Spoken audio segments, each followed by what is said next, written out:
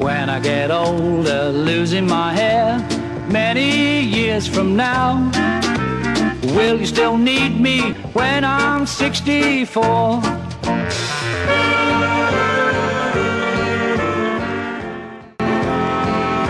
Cardinal, Viscount, and top four. Most famous name in socks is Wolsey. Leicester, famous for knitwear. It all begins with this. We blend wool and nylon together into one yarn. Yarn become a pair of socks or Bruin Street mills.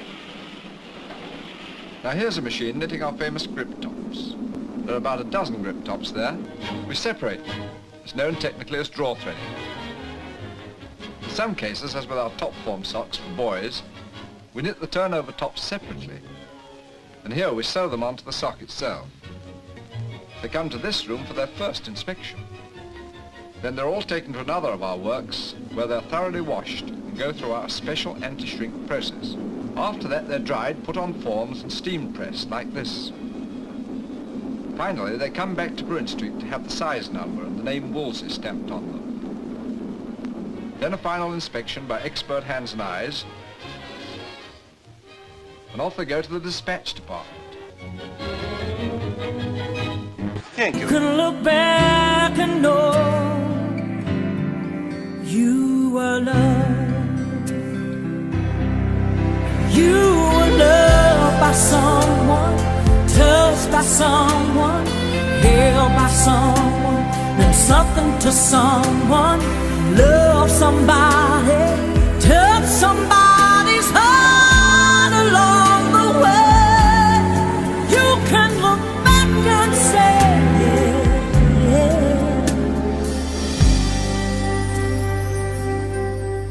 you were loved. Without love, do you really have a thing?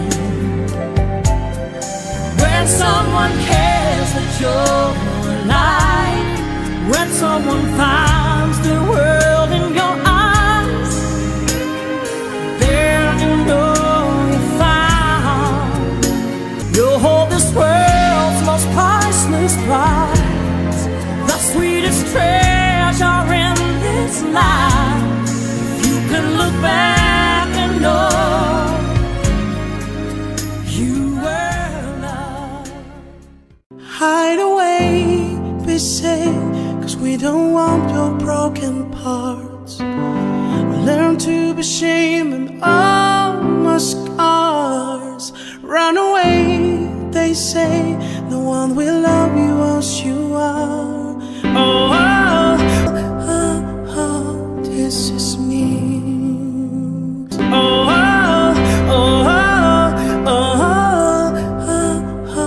this is me. This is me. Look out, here I come. It's true, my form is something odd, but blaming me is blaming God. In April 1890, the remains of Joseph Carey Merrick were laid to rest in an unmarked grave, the Elephant Man. I was born in Lee Street, Leicester, on the 5th of August 1860. Joseph Merrick's mother died when he was 10, and his father remarried. The woman he remarried was not very compassionate to Joseph. He used to hawk festival cigars and then haberdashery around door to door. The Monday after Christmas, 1879, Joseph arrived at the doors of the Leicester workhouse. Joseph realized he could turn his deformed body into an asset. When he left the workhouse, he went off to exhibit himself in the freak show. He joined forces with Sam Torr, a local impresario who was in the music hall business. He asked him to promote his career as a freak, and his first engagement was at the Gaiety Theatre. It's a building which still stands in Leicester today. Travelling circus came down from Leicester. Joseph was displayed in a shop opposite the hospital. A series of 4 plates, seen here, a permanent medical record of his terrible disfigurement. The police moved Joseph on. Joseph travelled abroad in disaster struck. And he was robbed over there. Arrived at London's Liverpool Street station, he faced the most terrifying experience of his life. Arranged for Joseph to be admitted onto cotton ward. But due to his horrendous appearance and that upsetting some of the other patients, he was then moved to a more secluded attic room. £150 was sent in to the London hospital by the readers of the Times and placed in what was called the Merrick Fund, and provided sufficient monies really to look after Joseph for the rest of his life.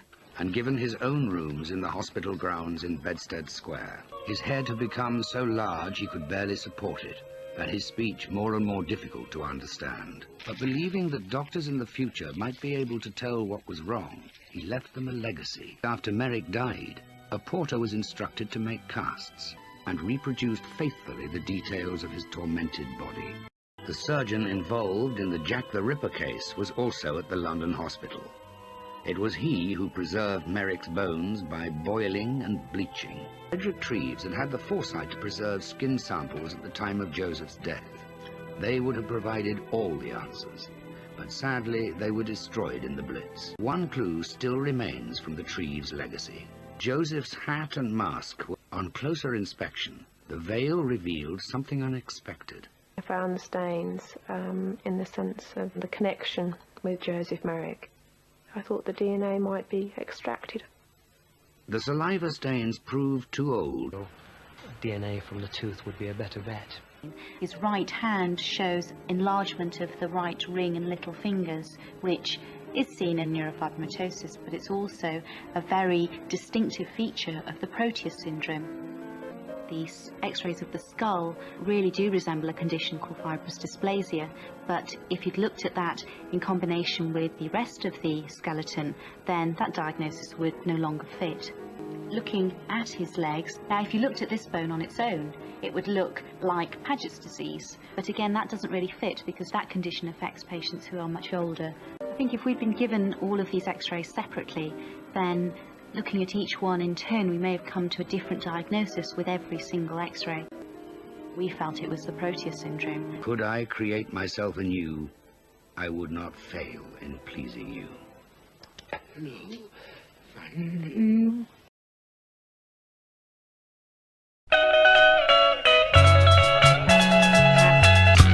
Come and join Leicester and we're having fun.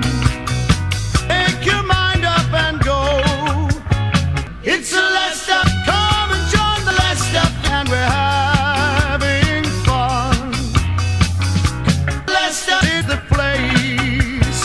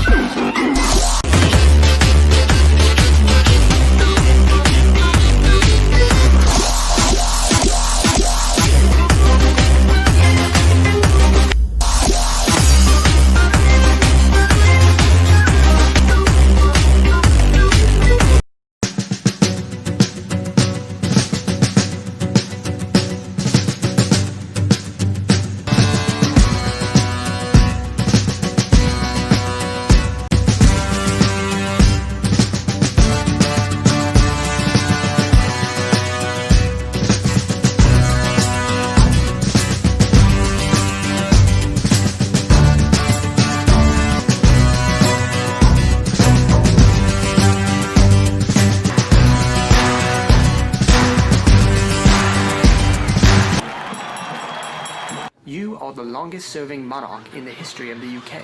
What is your secret to longevity? You want to know my secret to longevity, eh? I'll tell you, it's yoga. Oh, yeah. Feel the burn, Lizzie. Feel the burn.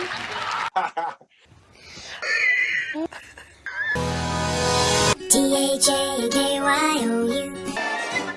Thank you very much. Thank you very much.